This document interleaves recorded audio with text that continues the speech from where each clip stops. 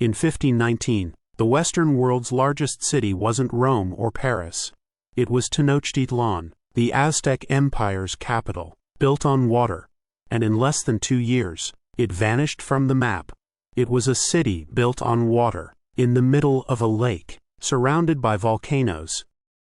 Its population was over 200,000 people. That's double the size of any European city at the time.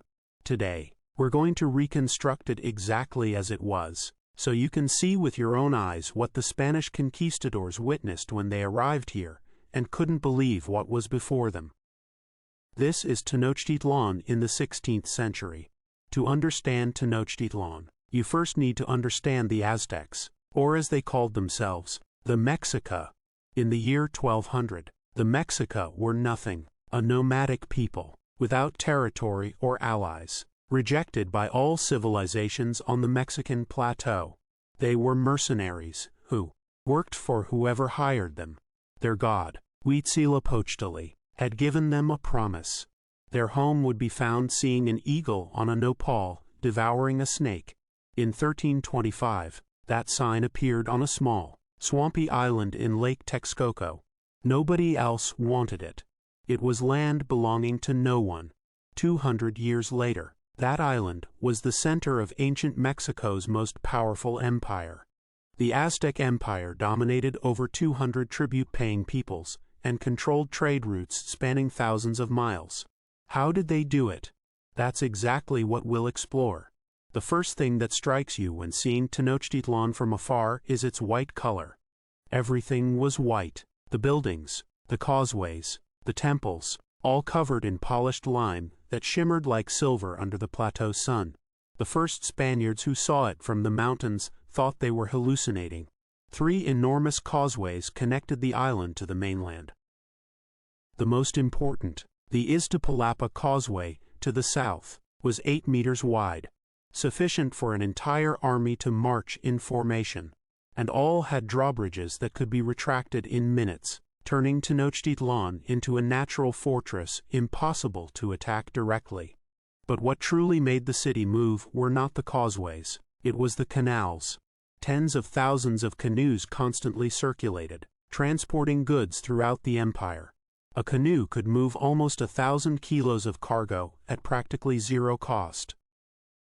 It was a perfect distribution network, more efficient than any land transport system of the time. The Aztec capital was not just a city, it was a machine. If the city left you speechless, Tlatelolco market would absolutely blow your mind. Located in Tenochtitlán's twin city, north of the island, this was the world's largest market in 1519. Held every 5 days, it gathered between 25,000 and 60,000 people in a single day. In its rows, you could find quetzal feathers from Guatemala, volcanic obsidian sharp as a scalpel, cocoa from the Gulf Coast, jaguar skins, turquoise from northern deserts, slaves, cotton textiles, medicines, and prepared food of over 50 varieties. Everything was perfectly organized, each product in its section. Inspectors controlled weights and measures. A court within the market resolved commercial disputes on the spot. Hernán Cortés wrote to Charles I of Spain that never, in his life, anywhere in Europe, had he seen anything remotely similar. This was written by someone who knew the markets of Seville, Venice, and Constantinople. At the center of everything rose the Templo Mayor, a 40-meter-high double pyramid with 2 temples on its summit. One was dedicated to Huitzilopochtli, god of the sun and war, and the other to Tlaloc, god of rain. It wasn't just a religious building. It was the axis of the universe for the Mexica, the point where the sky, the earth, and the underworld met.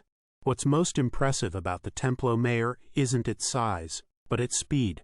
In under 200 years, Aztecs went from landless nomads to building this pyramid, expanded in 7 layers, growing with each new ruler.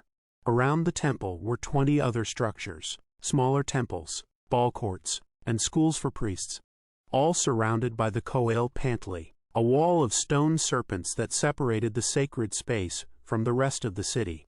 Today, the remains of the Templo Mayor are just meters from Mexico City's Zocalo. Literally beneath your feet if you're walking through the historic center. Now, here's what most people don't know about Tenochtitlan. The Aztec civilization had mandatory, free education for all children, without exception. It didn't matter if you were the child of a noble or a farmer. There were two types of schools: the Cameca for the elite and future priests, and the Telpacali for the common people. But all children went to school. This occurred 300 years before any Western nation implemented it. Tenochtitlan also had running water. A multi-kilometer aqueduct brought fresh water from the Chapultepec Springs to the city. When the Spanish cut it during the siege of 1521, it was one of the most devastating blows to the defenders. And it had a relay postal service, with runners stationed every 8 kilometers, capable of carrying a message from the Gulf Coast to Tenochtitlan in under 24 hours. Faster than any European state's postal system of the era. The Aztec Empire was not a primitive civilization, but a different one, in many ways more advanced. On November 8, 1519, Hernán Cortés entered Tenochtitlan not as a conqueror, but as a guest. Moctezuma II received him on the Great Southern Causeway with full state protocol, installing him in Axayacatl's palace, facing the sacred precinct. What happened in the following months is a story of betrayals, misunderstandings, epidemics, and unexpected alliances that changed the course of history. The Spanish alone could never have taken Tenochtitlan. What made them unbeatable was their alliance with Tlaxcala and dozens of subjugated peoples who hated Aztec rule and saw in Cortés their chance for liberation.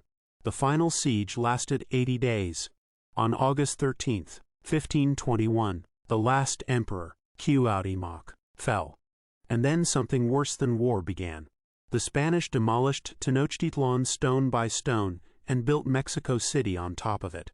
They filled in the canals, destroyed the temples, and used their very stones to erect churches and palaces.